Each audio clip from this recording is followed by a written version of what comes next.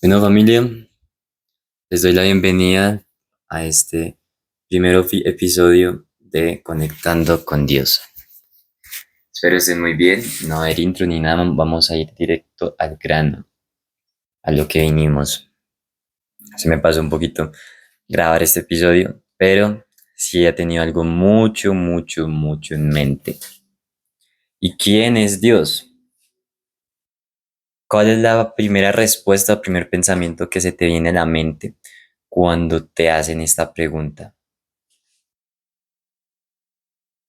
Un viejito gruñón detrás de un planeta esperando que te equivoques y a condenarte. Un hippie que aprueba todo y habla cosas sabias. Simplemente alguien que creó todo lo que existe y no le importamos.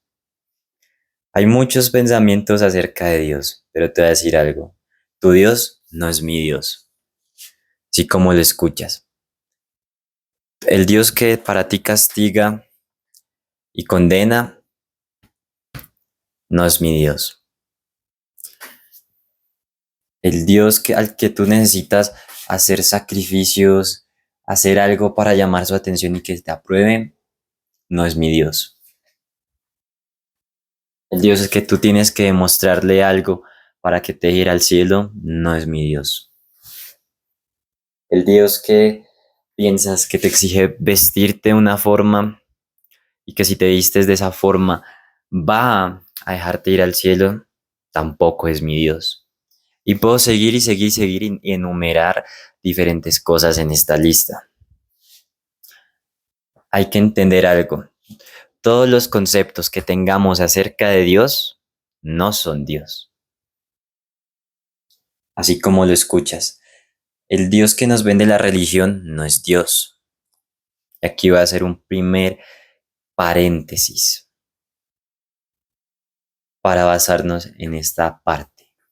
Todas las religiones que existen hablan de que tenemos que hacer algo, un sacrificio o dar algo a cambio para que ese Dios nos valide o nos dé una salvación. Que tenemos que ir de una forma para ir al cielo, que tenemos que pagar esto para tener cabida allí, tal como pasaba con los católicos en la época medieval. Para que tus pecados fueran redimidos tenías que pagar X cantidad de dinero para tener entrada al cielo. Todas las religiones son partidos políticos. Me van a funar por eso, pero es la verdad. La religión en la que tú hagas parte es un pensamiento, ideología humana, adaptada como un partido político. Cuando te das cuenta, todas tratan de hablar de que el Dios de ellos es el Dios real y hablar que lo que ellos dicen es la verdad absoluta ante todo. Pero, ¿qué clase de Dios sería Dios si realmente uno debiera hacer todas estas cosas para conocerlo o para ganar la entrada al cielo? Hay que entender primero que nosotros somos salvos por la gracia que Dios haya en nosotros. Y para entender quién es Dios y por qué tu Dios no es mi Dios, hay que ir a la Biblia. La Biblia sí no puede ser la verdad absoluta, pero está basada en diferentes líneas de tiempo en la que diferentes autores, sin conocerse, porque no una sola persona la escribió, diferentes autores en diferentes etapas y líneas de tiempo la escribieron y lo casual es que todos estos autores, aunque no se conocieron y nunca se vieron, concordaban en algo, que Dios era amor. ¿Cómo Dios va a ser amor si es un sentimiento? Bueno, acá te digo algo. El amor no es un sentimiento ni es una emoción pasajera. Es deseo, eso que estás confundiendo con amor. El amor y el deseo no son lo mismo. Entonces, ya para no entrar tanto en esa parte, porque es un tema muy extenso, ¿por qué Dios es amor? Y hay que entender desde esta primera perspectiva. porque quien ama no te obliga, porque quien ama piensa en tu bienestar y te da la opción de que tú lo escojas o no. Quien ama no te fuerza a que lo ames. Él espera que sea una decisión voluntaria que tú tomes y que tú hagas. El amor es humillarse a sí mismo y dejar la forma lujuriosa de querer satisfacer todos los deseos de uno, renunciar a eso y satisfacer y servir a la otra persona. En cuanto puede ser relaciones o cualquier tipo de relación que tengas en tu vida. Pero que hay que entender lo siguiente. Dios a todos nos dio el libre albedrío. Nos dio la libertad de escoger o no escoger, de hacer o no hacer.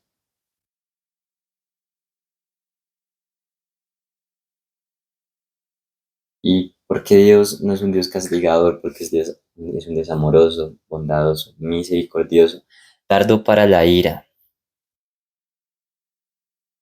cariñoso, sensible, vulnerable. Y no estoy hablando de que nosotros podamos con nuestras fuerzas tener dominio alguno sobre Dios, porque es imposible. Pero, ¿por qué me atrevo a decir que Dios es vulnerable? Porque Dios ama, porque Dios siente, porque Dios tiene un corazón. Siempre han hecho un énfasis de que la fe en Dios no es una religión, sino una relación, pero nunca te explican por qué es una relación, por qué se compara con esta parte, esa metáfora. Por lo siguiente, tu relación con cualquier tipo de persona, tú la escoges voluntariamente y buscas a un amigo no lastimarlo. Y un amigo tiene influencia sobre ti como tú en esa persona. Y aunque corre el riesgo de experimentar dolor por algún acto, cosa que tú hagas, es vulnerable. Porque el amigo es la persona que tú conoces y nunca hubiera sido vulnerable contigo, nunca lo hubieras conocido, nunca tendrían ese grado de confianza. Así mismo es Dios. Y aquel que inicia una guerra tiene el poder de no hacerlo. Aquel que asesina también tiene el poder en sus manos de no hacerlo.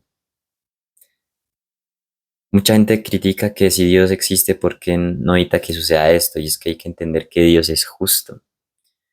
Si Dios al asesino lo in- le impide matar, tendría que impedirnos a todos tomar decisiones autónomas y hacer cualquier cosa.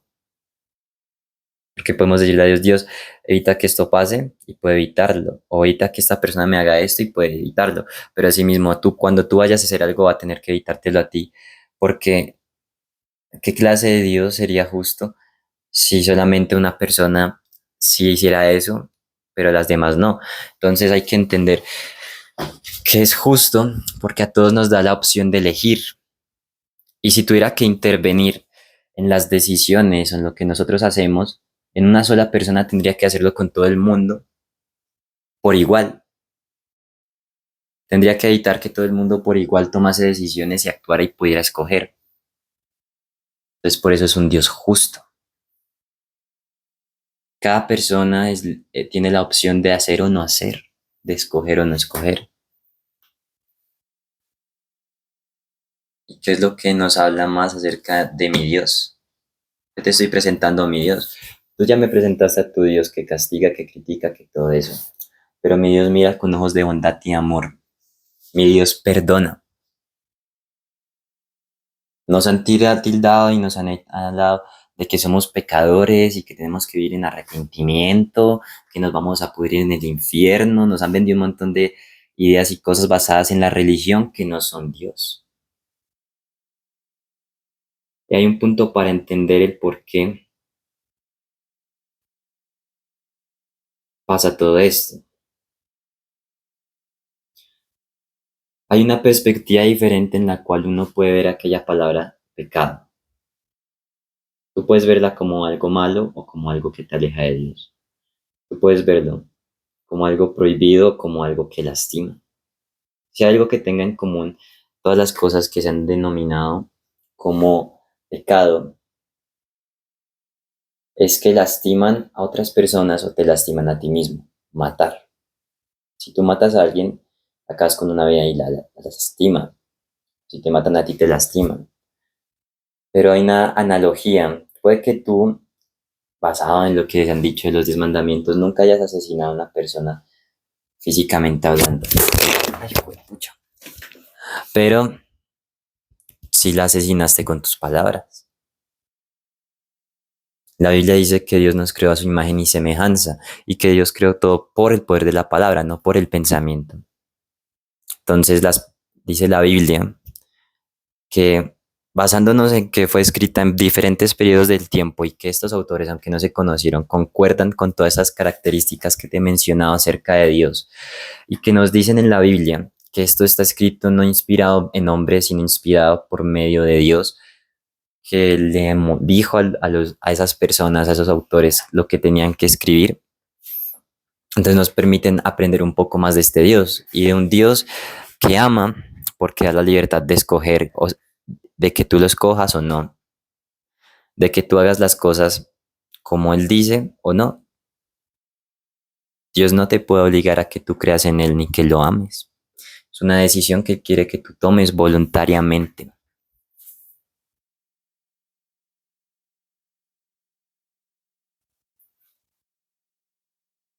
Ahora, ¿por qué no es un Dios castigador? A lo largo de toda la Biblia han sucedido diferentes eventos en los cuales Dios haya establecido un pacto con Israel, los judíos, de que no adorarían otros dioses y de que no harían ni venerarían a esos dioses. Era como una especie de matrimonio en la cual solamente podían adorarlo a él y no a otros. Y en el Antiguo Testamento, en sin fin de ocasiones, Israel se distrae con dioses falsos y los adoran. Se podría tomar en términos de un matrimonio que le fueron infieles a Dios, al pacto que han establecido. Y no dice nunca en la Biblia que Dios los castigó matándolos o teniendo cargas severas. No. En la Biblia dice que Dios fue paciente con ellos, que lo hirió, lastimó su corazón, pero los perdonó.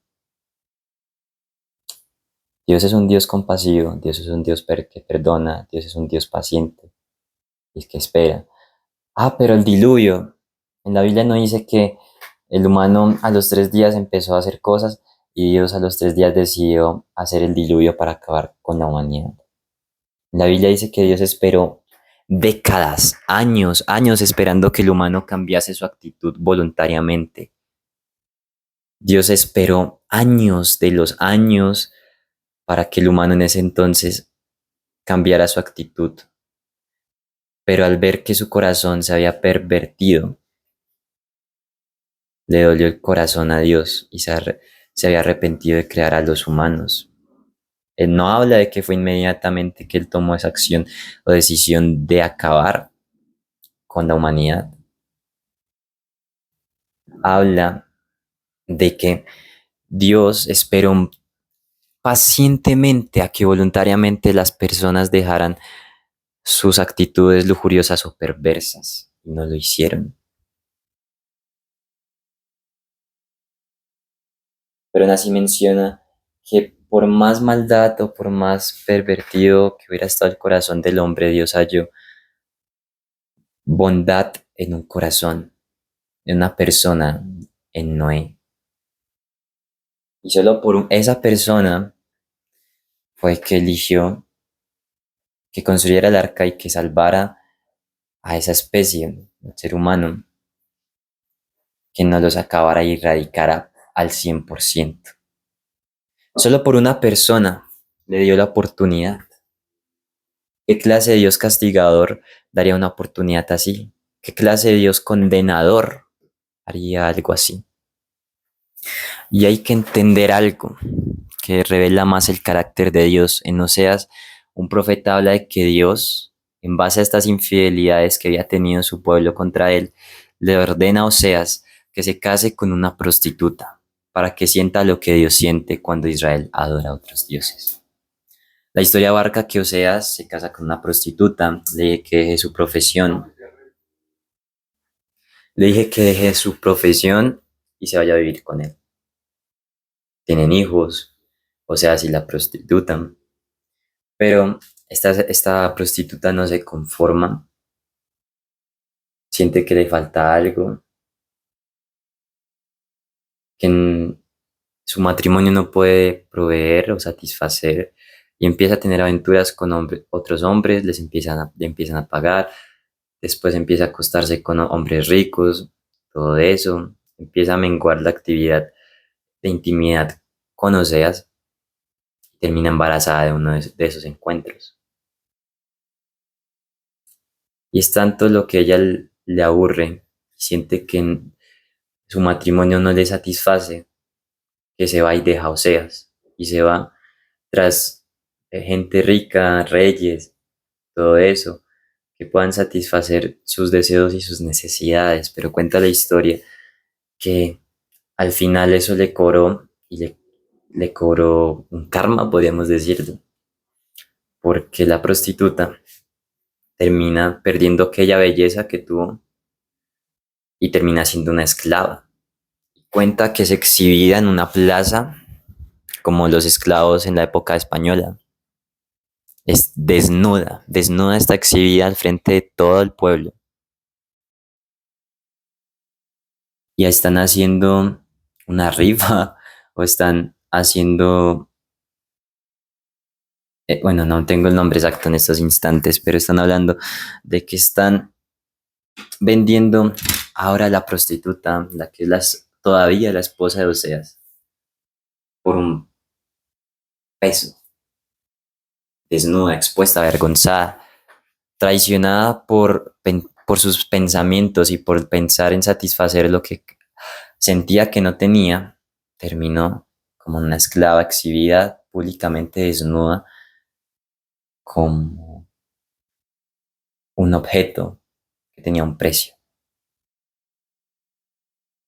Además, compradores esperando que hicieran ofertas. Demigrada, acabada, deteriorada por sus impulsos y por sus deseos. Y habla la Biblia que Oseas ve a aquella mujer que había sido que era su esposa hasta ese momento, en tan deplorables condiciones, y le duele su corazón. Y Dios le dice, paga el precio por ella y rescátala y hazla nuevamente tu esposa. Hazlo enfrente de Israel para que entiendan el amor que tengo por ellos. Y entonces cuenta que están haciendo una subasta. Aquel que tenía como esclava a la prostituta, la esposa de Oseas, empiezan a hacer ofertas. ¿Quién da tanto por esto? Yo doy uno no sé qué, una a la una a las dos, no, yo doy 5 pesos por esa persona. Ta, ta, ta, ta. Pero llega Oseas con 15 pesos, bueno, no me acuerdo el valor de la moneda que era exactamente, pero era 15, superior a lo que estaba ofreciendo las demás personas por la prostituta. Y dice, yo ofrezco 15 para llevármelo. Y aquel que era el amo de la esclava, de la prostituta, dice, pero esta mujer no vale todo eso. Y Oseas dice, para mí sí lo vale. Y paga el valor y la carga en sus brazos enfrente de todo Israel y le dice, Israel, así es el amor que tiene Dios por ti. Bueno, que tiene el Señor por ustedes, pueblo infiel.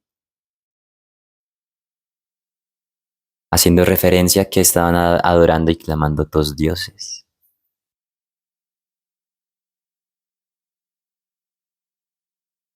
¿Cómo entiendes mejor esta analogía?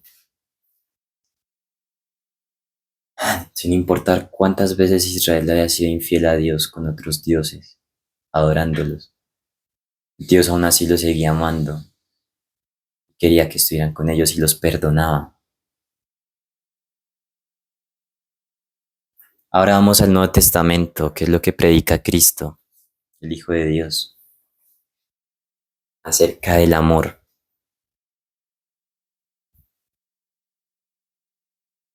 De Barrabás. Y voy a hacer un poco más de énfasis para terminar en el pecado. Nos han vendido como cosas prohibidas y malas que no debemos de hacer porque nos vamos al infierno. Mucho tiempo yo lo percibí de esa forma y mucho tiempo yo ando en el pecado solo porque me decían que era malo y lo hacía más porque me gustaba. Insultos, chistes, era mujeriego, promiscuo, muchas situaciones porque me generaban placer. Pero el pecado es volverte adicto al placer en exceso, a placeres temporales o instantáneos que a mediano y largo plazo no te van a llenar. Dopamina instantánea, podríamos decirlo. Las apuestas, el alcoholismo, diferentes tipos de situaciones, cuando las usamos para lo que Dios no las ha creado, para que ese sea su uso, sexualidad, con hacer apuestas, promiscuidad, bueno, muchas de estas situaciones, usándolas de la forma para las que no fueron creadas, o llevando el alcohol a un extremo y a un exceso, volviéndote esclavo del placer que te da en ese momento. Cuando te das cuenta te vuelves esclavo dependiente de ese placer. Puedes decir que lo haces de vez en cuando. Y yo no digo que, por ejemplo, con la cerveza. Tomar cerveza no está mal. Embriagarse es lo que está mal o lo que te lastima. Listo, puedes tomar una o dos cervezas, o sea, no te vas a emborrachar, pero si pasas el límite, haces el ridículo, te lastimas, te sientes físicamente increíblemente mal y emocionalmente hablando, no tienes las fuerzas para dejarlo, porque dependes del alcohol para sentir felicidad, placer en el momento. Las cosas llevadas a su extremo, su exceso, lastiman y son dañinas para tu cuerpo, para ti mismo. Por eso Dios nos prohíbe todo esto. El mal uso de nuestro cuerpo o el exceso de algo que Él ha dicho que no se debería hacer. Él no lo hace porque sea malo o porque quiera ser aguafiestas. Él lo hace porque sabe que si nos vamos a esos extremos y somos esclavos de eso, nos lastimamos a nosotros mismos. Y además, cuando tú dejas de ver el pecado como algo que te manda al infierno, más bien como en vez de acercarte a Dios te aleja, cambia tu perspectiva. Porque nos han puesto una perspectiva religiosa de todas las cosas, de la forma de vestir, de la forma de hacer, etcétera. La religión nos ha puesto tantas mentiras de qué debemos o no hacer para agradar a Dios que no nos damos cuenta de quién es Dios. Acá habla de muchas características de cómo es Dios y de quién es Dios. Ya te dije que fue paciente, es amoroso, que perdona y no juzga. Si tú caminas en descalzo por la arena y llegas a tu casa, tus pies van a coger esa arena, ¿no? Tus pies pueden tener polvo o estar sucios, pero tú no estás sucio, tus pies están sucios. Yo quiero hacer énfasis en esto. Dios, por los errores que tú hayas cometido o lo que te haya sucedido, no te define por eso, sino define lo que hay en tu corazón. Porque Dios no mira el exterior, Dios mira el interior, Dios mira tu corazón y ve que es bueno. Dios no te ve sucio porque tengas los pies sucios. Dios ve que tienes los pies sucios, pero no significa que estés sucio. Dios no juzga, Dios perdona y Dios libera. Cuando cuando dejamos de hacer las cosas que nos lastiman a nosotros mismos o a los demás y nos alejan de Dios, cuando hacemos lo que nos acerca más a Dios voluntariamente, sentimos libertad porque aquellas situaciones a las que éramos esclavos o dependientes ya no nos dominan, porque Dios nos hace libres de todo eso. Con ser mujeriego y la promiscuidad que tuve en algún tiempo, yo traté muchas veces de dejarlo por mí mismo, pero no podía porque soy humano y soy débil. Pero gracias a Dios, su misericordia, su amor, su gracia, que Él no se fijó en mi exterior, en lo que yo hacía, sino vio mi corazón y me invitó voluntariamente a que lo escogiera cuando escogí hacer las cosas a su manera y no la mía, cuando escogí amar lo que Él ama y no lo que a mí me generaba placer. Mi vida cambió para siempre y te puedo jurar que desde ese entonces dejé de ser mujeriego y todo eso. No fue por mí, sino por la gracia de Dios. Puedo hablarte de pornografía, también luché con eso. Genera dopamina la pornografía instantáneamente en tu cerebro. Tu cerebro se vuelve adicto a placer inmediato y eso te hace daño y te hace dependiente y te genera insensibilidad porque entre más consumes, menos sientes. Tienes que consumir más para volver a sentir lo que sentiste al inicio. Te vuelves insensible porque ya te acostumbras a lo que ves y ya no eres sensible ante eso que ves, sino necesitas cosas más fuertes para volver a sentir ese nivel de dopamina instantánea o placer rápido. En el momento te satisface, pero en mediano y largo plazo te sientes sucio y vacío por dentro.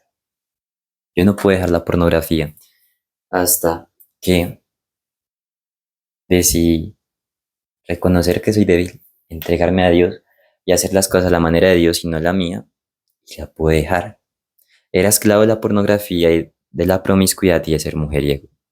Pero cuando me rendí a Dios y busqué hacer las cosas a las maneras, al uso que Él había dicho que debía hacerlo para no lastimarme, y cuando dejé que Él orara en mi vida como Él quería orar, fue que fui libre y dejé de ser dependiente y esclavo de la pornografía, de ser mujeriego y de todo eso. Fue por su gracia, no por mí.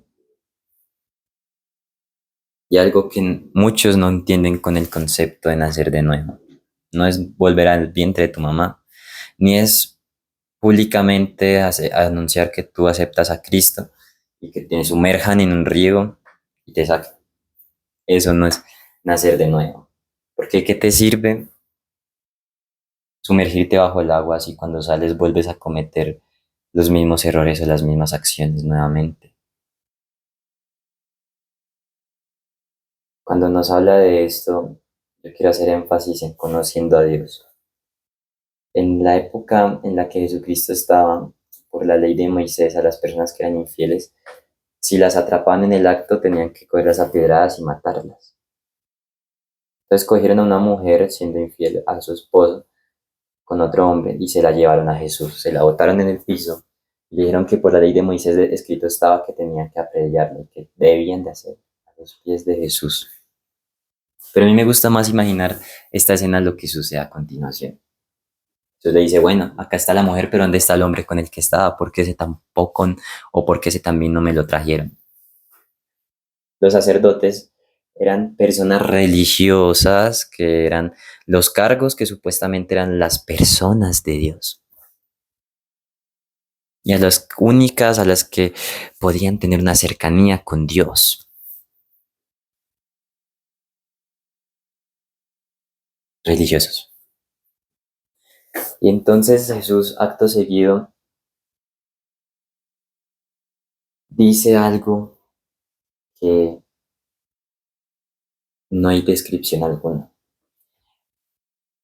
El que esté libre de pecado que tire la primera piedra, porque aquellos hombres de Dios religiosos, cuando él menciona esto, tiran las piedras y se van. Porque no estaban libres de pecado, porque son humanos y son imperfectos y han cometido errores. Juzgar. Juzgaron a esa mujer por tener los pies sucios, pero no vieron sus pies y no vieron que también estaban sucios o lo habían estado. Si Dios castiga y Dios condena, porque esta mujer la defiende.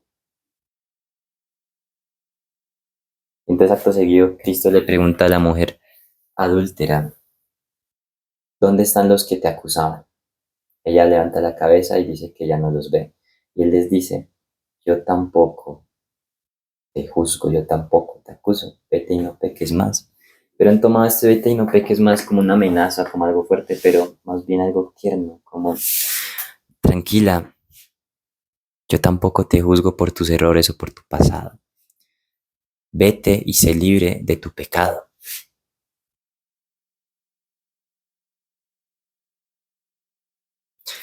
Y volviendo a la referencia al nacer de nuevo, es que Dios dice que cuando te arrepientes de los errores que has cometido o de los placeres a los que tú has sido esclavo o esclava, si tú lo aceptas en su corazón y aceptas hacer su voluntad, Él borra tu pasado. O sea, te va a decir algo. ¿Cómo te sentirías si todas las cosas malas que has hecho o que te han sucedido nunca te hubieran pasado? Bien, ¿cierto? Entonces tú lo que haces es nacer de nuevo. Dios borra los errores o las cosas malas que te hubieran sucedido que hayas hecho, las elimina, ya no se acuerda más de eso y te hace tener una vida en la que sientes como si nunca hubieras pasado por todo eso. Eso es nacer de nuevo, vivir libre de los errores del pasado, una vida nueva. Y obviamente nos exhorta a que si nacemos de nuevo, si nos libró de nuestro pasado, que vivamos de una forma acorde como Él dice para no lastimarnos y no volver a ser esclavos de los errores que cometimos en el pasado. Porque si volvemos a lo mismo, nos volvemos a lastimar y volvemos a ser esclavos y dejamos esa libertad que Él nos había dado. Entonces Dios es amoroso, misericordioso, paciente, no juzga, ama, perdona. Hay muchas palabras que pueden definir a Dios. Por eso te digo que tu Dios no es mi Dios, porque mi Dios no me juzgó por los errores que yo he cometido. Mi Dios vio mi corazón y vio que era bondadoso y bueno. Y me dio la opción de ser libre de esos errores y de ser una nueva persona. Este es el Dios que no te hablan en la religión. El Dios que no condena, el Dios que ama, el Dios que espera, el Dios que es sensible inclusive. Y puedo extenderme hablando de por qué es sensible y vulnerable. Pero es algo que haré para otro capítulo. Dios da libre albedrío, Dios ama. Son muchas situaciones que sé que te van a dejar pensando. Pero cerraré con lo siguiente. La vez pasada estaba en una peluquería, me estaban mutilando. Y había un señor que tenía una pinta de ñero. Pues yo no le puse cuidado, yo estaba en lo mío. Si no se metía conmigo, todo bien. Y cuando ya me estaban mutilando mi barbero, este ñero se le acerca y empiezan a hablar.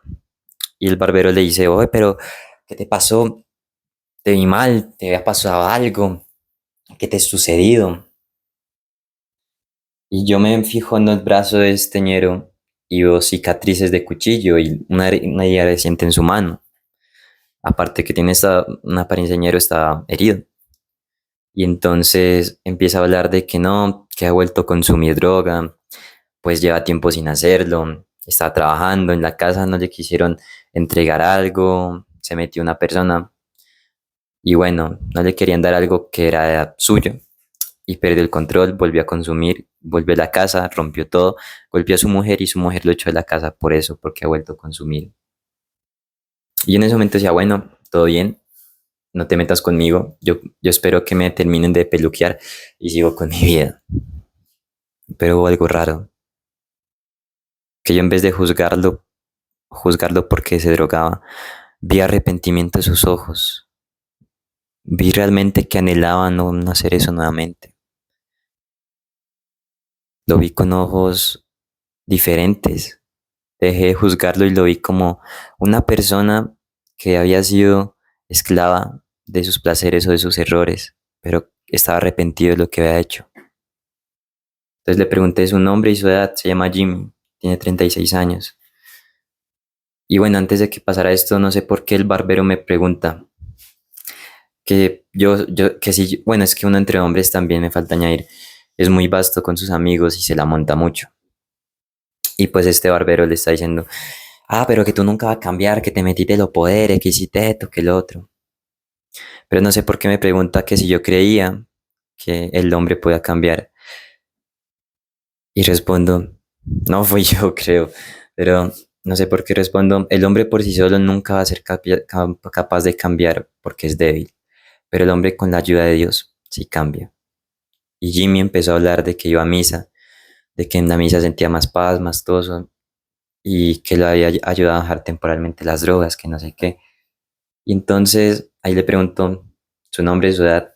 Me acerco a Jimmy y le digo si tiene un momento para Dios. Un minuto. Me dice que sí. Yo le dije que yo le entendía, porque sé lo que es pasar por una adicción y querer voluntariamente dejarla, pero no poder hacerlo. Y siempre volver a caer ahí. Me preguntó si consumí droga y dije no, pero pues sí fui mujeriego, fui un patán con las mujeres. Muchas veces traté de dejarlo en mis fuerzas, pero nunca pude. Hasta que me sometí a Dios. Dejé mi ego a un lado y me sometí a Dios.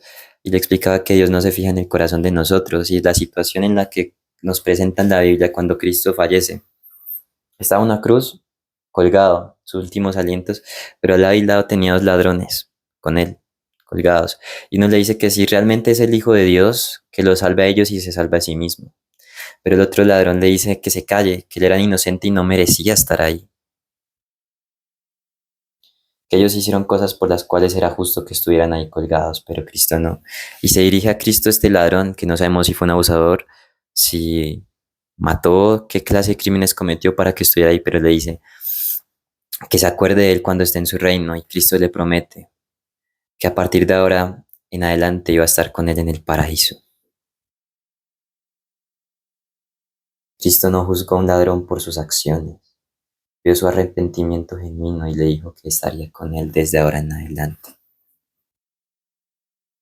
Entonces le dije que Dios no lo juzga a uno por sus errores o por su exterior, sino Dios mira el interior y ve que el interior de uno es bueno. Y que la razón y el motivo por la que Dios había permitido que Jimmy había pasado por todo eso es para que Dios lo usara para ayudar a muchos jóvenes a salir de las drogas y que ya no fueran dependientes de eso. Le pregunté si podía hacer o si le parecía bien hacer una oración conmigo. Me dijo que sí. Oramos y ver la gratitud y la actitud tan diferente del drogadicto conmigo, agradeciéndome por lo que le había dicho y lo que había hecho, me hizo cuestionarme que muchas veces juzgamos a las personas por sus errores, porque tienen los pies sucios, mano vemos que realmente no están sucios. Y si Dios no nos juzga a nosotros por nuestro pasado y nos perdona por los errores que cometimos, nos hacen personas nuevas, ¿quiénes somos nosotros para juzgar a los demás por sus errores? Ese es mi Dios, el Dios que no juzga, el Dios que perdona, el Dios que ama.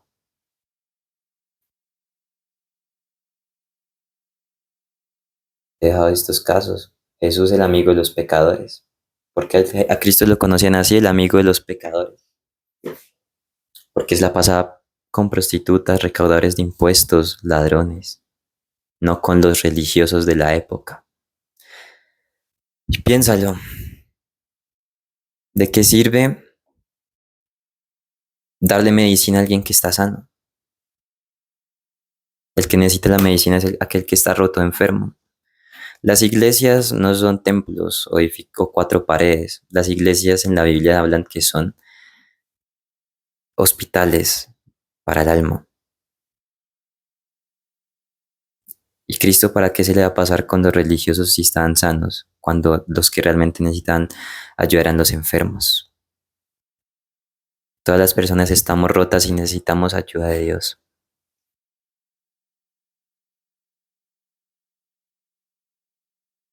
Eso es lo que he hablado. Yo no añadiré más porque me extendí mucho, pero de esto se trata. El Dios que yo conozco, no sé cuál es el Dios que tú conozcas, pero mi Dios ha hecho todo eso por mí. Entonces, este fue el primer capítulo de Conectando con Dios. Tu Dios no es mi Dios. Y te desafío a algo. Deja todos los conceptos que tienes de Dios y atrévete a conocerlo. Chao, chao.